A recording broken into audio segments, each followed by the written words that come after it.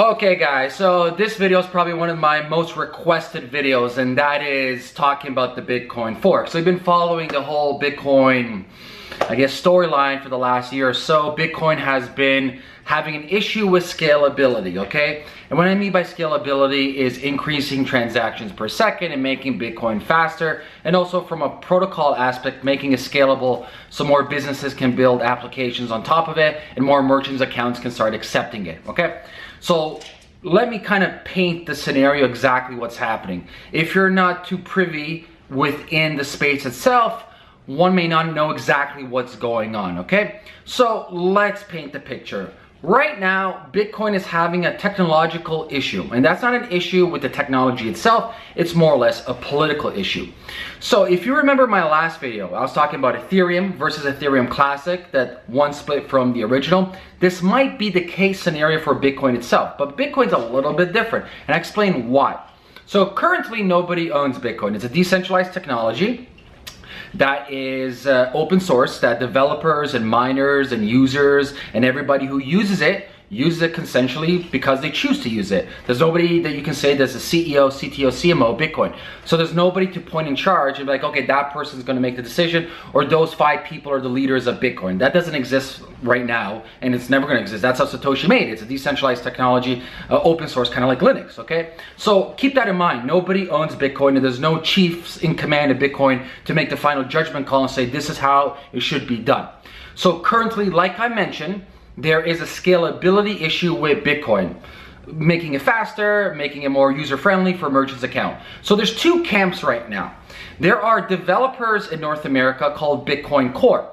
Big company, they raise millions of dollars, they have hundreds of developers working on their own solution or their own proposal to help the Bitcoin protocol to make it faster, better, and scalable. At the exact same time, you have people over in Asia doing the same thing called the Bitcoin Unlimited protocol. No difference, they have their own variation and these guys have their own variation, okay? So there's 2 camps. You have Bitcoin Core here in North America, and you got Bitcoin Unlimited in Asia. Both have different approaches to scaling Bitcoin. The issue is this: since nobody owns Bitcoin, since there's no chief in command, it's really difficult to say who's right, because A, you got this ego side, and B, you got that ego side. Remember, even though we're talking about technology, we're talking about human beings.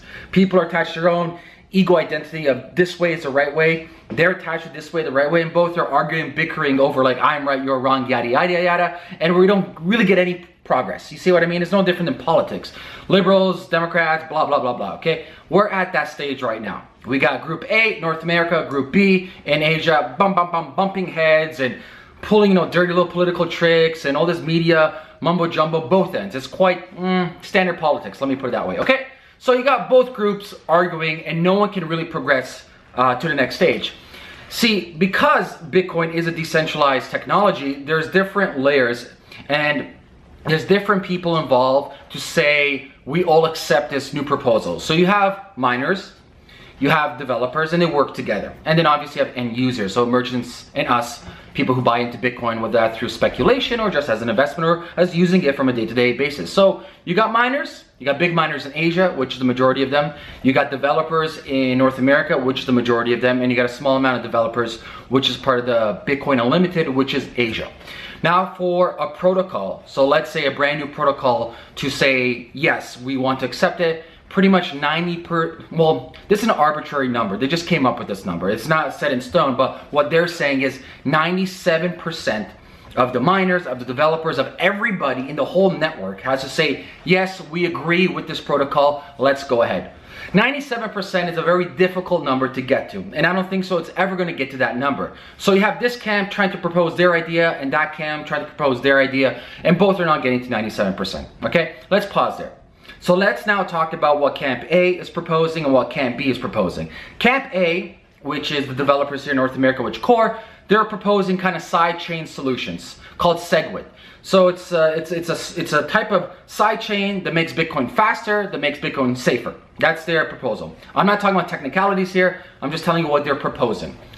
Option B, which is Bitcoin Unlimited, they're actually proposing more of a, kind of not even a hard fork, but what they're proposing is a more dramatic improvement to Bitcoin. So they want to increase the block size more than a megabyte, They want to transform the underlying protocol that is Bitcoin, as opposed to SegWit, Camp wants to add things on the side of Bitcoin. These guys, Bitcoin Unlimited, want to actually change the whole Bitcoin protocol. Both, like I said before, saying I'm right, yada, yada, yada. But, like I said, 97% has to become consensus. And since you have all these different layers of developers and you have miners, it's never going to get there. So right now we're at a stalemate. We're playing dirty politics right now. It's not a technology issue, it's personal gain issue. There's no difference between politics and this. As I mentioned before, miners are profiting, developers profit, everybody profits. So everyone trying to look out for their own self-interest. Now the fork. If we're looking at a fork, it may actually happen that Bitcoin at this current state, that if both sides don't come to an agreement, maybe by the end of this year, you may actually see a split. So how it would look like? It would look like exactly what happened with Ethereum. So we would have the old Bitcoin, okay? Bitcoin here, then they'd have a split right here, and then you have the new Bitcoin called Bitcoin Unlimited. So regular Bitcoin would be the Bitcoin Core guys. Then you have the Bitcoin Unlimited. I suspect if this happens, prices could go as low as 200 bucks and even lower on both ends.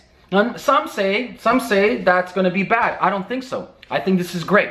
This is the whole purpose of blockchain, is for groups of people to come together to create their own blockchain and to create their own currency or solution to a problem. And through the consensus of users around the world, they will vote whether they see value in that or not. So if we do see a fork, I will hypothesize that it shall happen this year.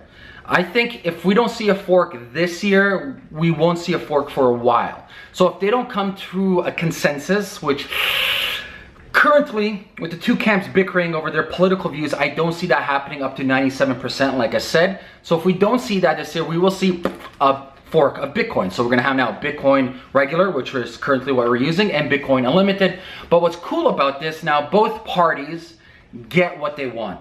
Bitcoin Unlimited can go start scaling on how they want it, and the Bitcoin core team over here, which will just, the Bitcoin will still be called Bitcoin because they want to keep their original name. They will scale with SegWit how they want to scale.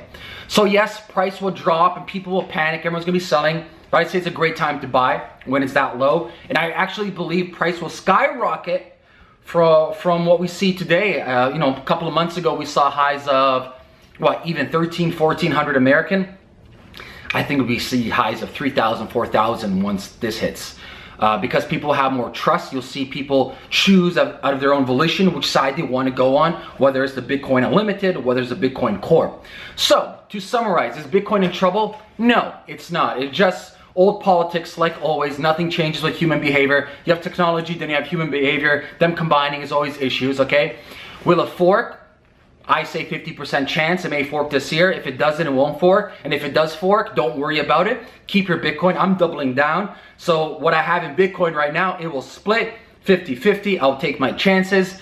And the best of luck to both parties and teams. I will still be using Bitcoin. I will still be paying my freelancers in Bitcoin. So yeah, there you have it. That's the current situation with the Bitcoin fork. I wouldn't worry about it. Now, if you're looking to currently invest in Bitcoin, I still say invest. I think it's still a low price. I think it's great. You're not gonna be making millions of dollars. People are looking for this like fear of missing out. Understand what you're investing in. Put 500 bucks in, buy 500 bucks of Bitcoin, and if a fork does happen down the road, you got 250 in Bitcoin and 250 in Bitcoin Unlimited. That's it. Okay, that's my thoughts on the whole Bitcoin fork issue. Like always, leave me your Bitcoin/Ethereum address below with the suggestion for the next video, and share this video and like this video, and I'll talk to you soon. Peace!